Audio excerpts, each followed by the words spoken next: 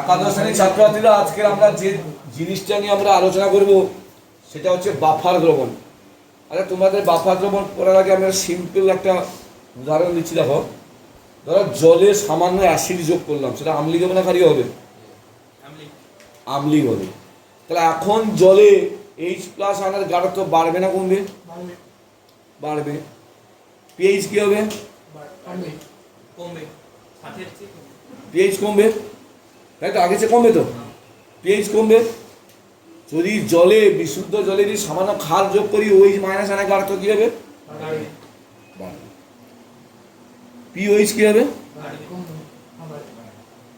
POH কি হবে? কি বাড়বে? বাড়লে তো কমবে। আরে পিএইচ বাড়লে তো কমবে তো।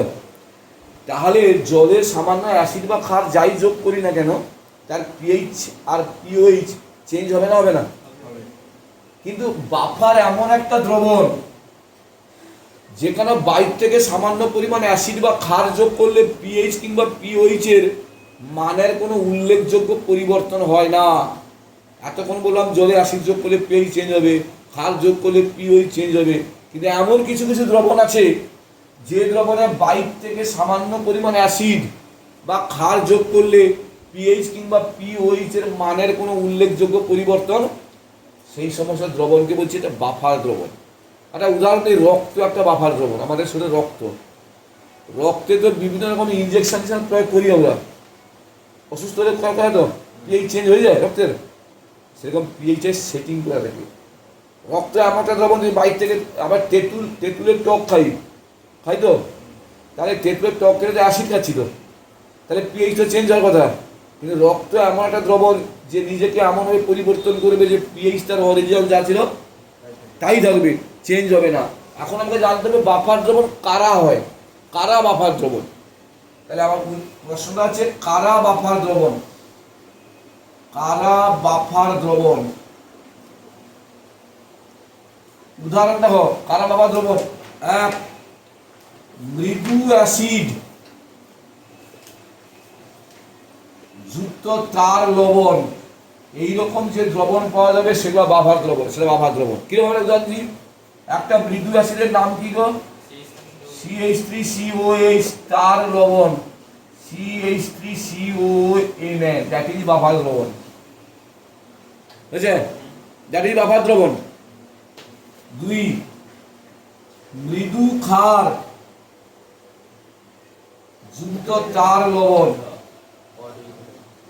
এই মৃদু ক্ষার যুক্ত তার লবণ, যেমন কি এটা উদাহরণ, একটা মৃদু ক্ষারের নাম NH4OH যুক্ত NH4Cl, দ্যাট ইজ, এটা বাফার।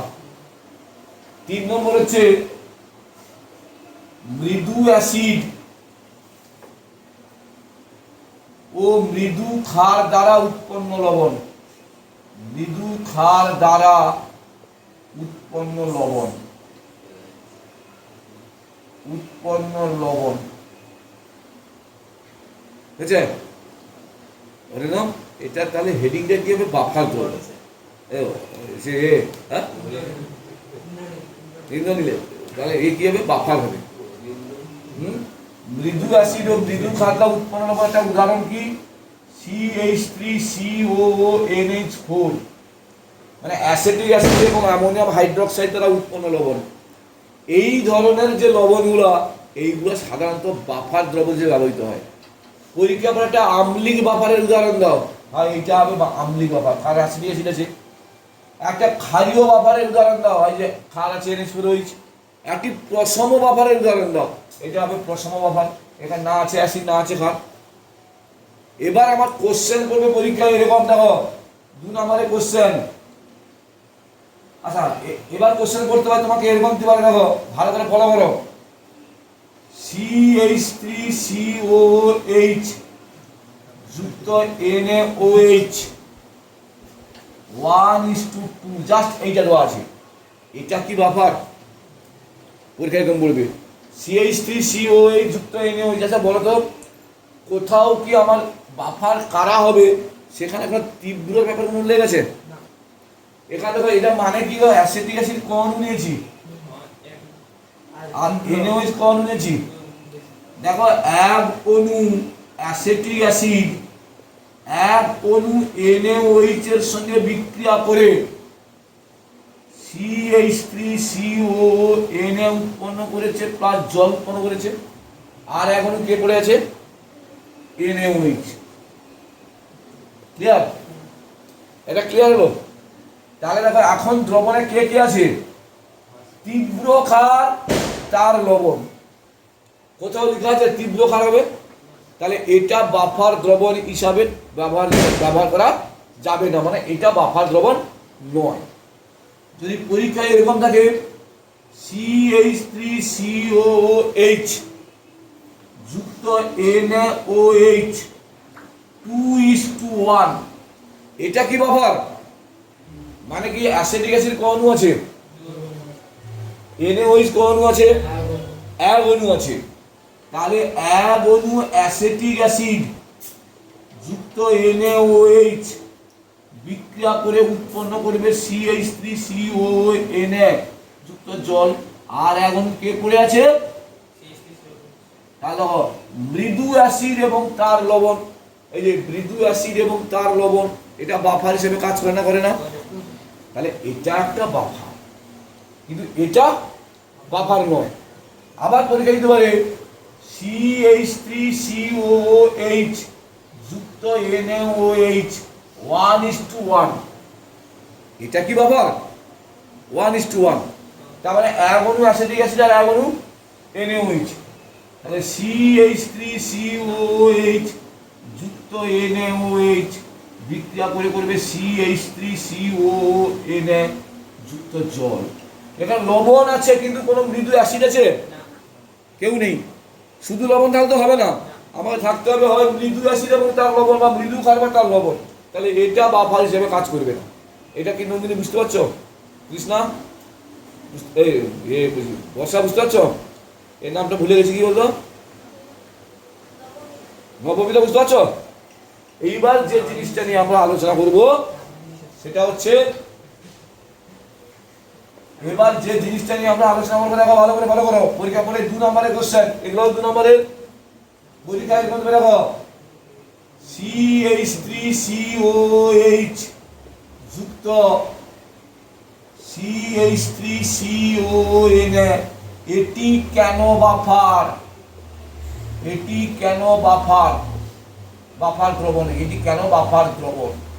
তারা প্রমাণ করতে হবে কি বাইর থেকে অ্যাসিড যোগ করব, আমাকে করতে হবে কি বাইর থেকে অ্যাসিড যোগ করব, পিএইচ এর মানের পরিবর্তন হবে না। বাইর থেকে ক্ষার যোগ করব, পিএইচ এর মানের পরিবর্তন হবে না। কেমন হবে দেখো, আমার হচ্ছে কি আছে? অ্যাসিটিক অ্যাসিড আছে, তীব্র না মৃদু অ্যাসিড অ্যাসিড? খুব সামান্য পরিমাণ ভেঙে উৎপন্ন করবে CH3COO প্লাস H+, আর লবণ হচ্ছে তীব্র তৈলবর্ত, সে ভাঙবে CH3COOH CH3COOH যুক্ত, এটা ভেঙে কি উৎপন্ন করবে? CH3COO Na যুক্ত Na প্লাস, তাই তো? এবার বাইর থেকে সামান্য পরিমাণে অ্যাসিড যোগ করি, অ্যাসিড যোগ করা মানে কি আয়ন যোগ করা? H+। তাহলে বহিরাগত, তাহলে অ্যাসিড যোগ করলে, দেখো অ্যাসিড যোগ করলে, অ্যাসিড যোগ করলে মানে কি যোগ করব? এই H+টা কি করবে? এই CH3COO এর সঙ্গে যুক্ত হয়ে মৃদু অ্যাসিটিক অ্যাসিড তৈরি করবে, তাই তো?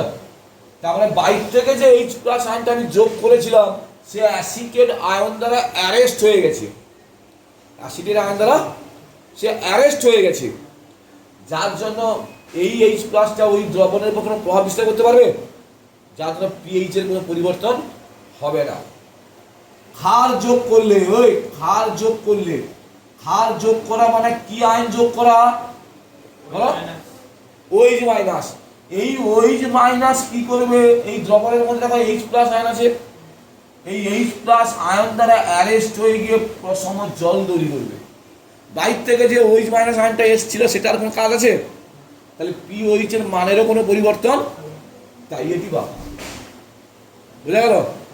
এবার কোশ্চেন করতে পারে, আবার একটা কোশ্চেন করতে পারে, NH4OH যুক্ত NH4Cl এটি কেন বাফার? এটি কেন বাফার? এটি কেন বাফার? তাহলে আমি কি করবো? এটি কেন বাফার? দেখো এটা কেন বাফার? NH4OH টা তীব্র না মৃদু? মৃদু কত? সামান্য পরিমাণ ভেঙে NH4O plus plus OH minus তৈরি করবে।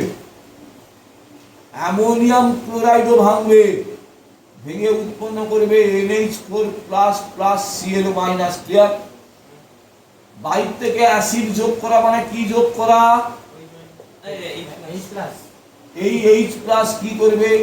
OH মাইনাস দ্বারা অ্যারেস্ট হয়ে যাবে, হয়ে জল উৎপন্ন করে প্রশম জল। বাইর থেকে যে আমরা H প্লাসটা পেয়েছিলাম সেটা দ্রবণের উপর কোনো প্রভাব বিস্তার করতে পারলো না, তাই পিএইচ এর কোনো পরিবর্তন হলো না। ক্ষার যোগ করলে কি হবে? মানে কি যোগ করা? OH minus. এই OH মাইনাস NH4 প্লাস দ্বারা অ্যারেস্ট হয়ে যাবে, গিয়ে উৎপন্ন করবে NH4, মৃদু ক্ষারের তৈরি হবে। ফলে পিওএইচ এর মানেরও কোনো পরিবর্তন হলো না, তাই এটি বাফার।